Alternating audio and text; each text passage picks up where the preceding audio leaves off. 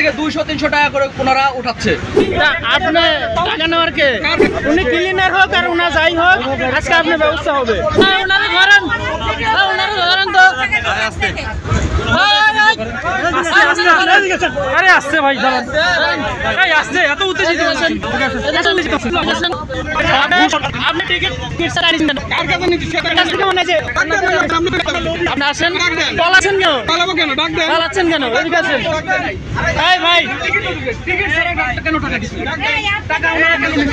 আপনার কাছে 500 টাকা নিছে, টিকিটটা নাই। আপনার নাম কি ভাই? হ্যাঁ, কি হিসেবে আছেন? হ্যাঁ, ক্লিনার। আপনি টাকা নেওয়ার কে? এই যে প্রমাণ।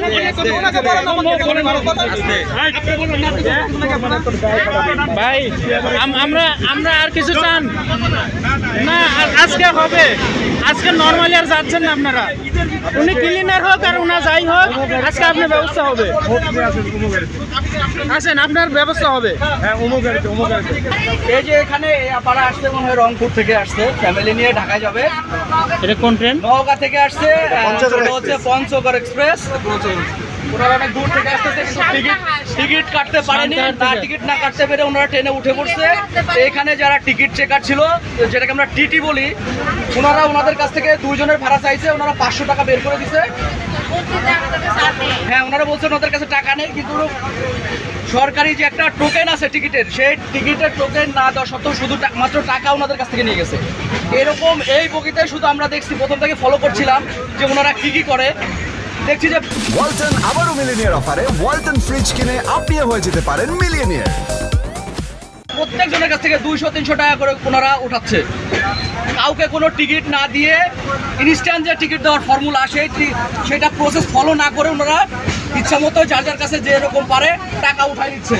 এই আবার আমরা ধরার পরে ওনাকে একটা টিকিট দিচ্ছে 500 টাকা। আপনি একটু টিকিটটা একটু দেখাবেন, আরেকবার একটু দেখান।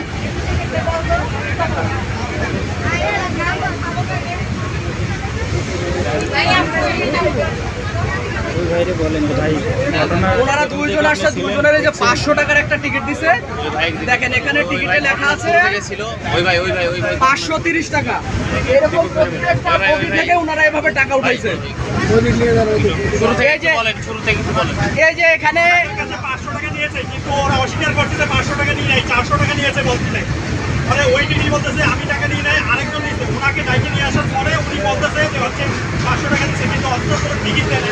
তারপরে তারা বলছে যে টিকিট, তারপরে টিকিট দিয়েছে, কিন্তু প্রথম অবস্থায় কোনো টিকিট দেয় নাই। এইভাবে দেশের সম্পদ তারা নষ্ট করতেছে। এরপরে যে এখানে যে ছোট ভাই, উনি মনে হয় 7 থেকে উঠছে, টিকিট কাটতে পারেনি, কিন্তু ওনার কাছ থেকেও 300 টাকা নিছে। আমরা যখন ধরছি তখন ওনারা বলছে যে টাকা ফেরত দিবে। আর কেউ প্রত্যেকটা বগি থেকে ওনারা এভাবে টাকা উঠাইছে। তো এখানে 16টা বগি আছে এই ট্রেনে। 16টা বগি থেকে 16টা বগি থেকে যদি এক বগি থেকে যদি 20,000 টাকা করে উঠায়, তাহলে 2,60,000 টাকা হয়। এর বেশি হয়তো হবে, কিন্তু ওনারা যে রাষ্ট্রীয় সম্পদ এভাবে নষ্ট করছে, আমরা যখন বলছি যে আমরা প্রশাসনের লোক, তখন ওনারা ভয় পেয়ে চলে গেছে।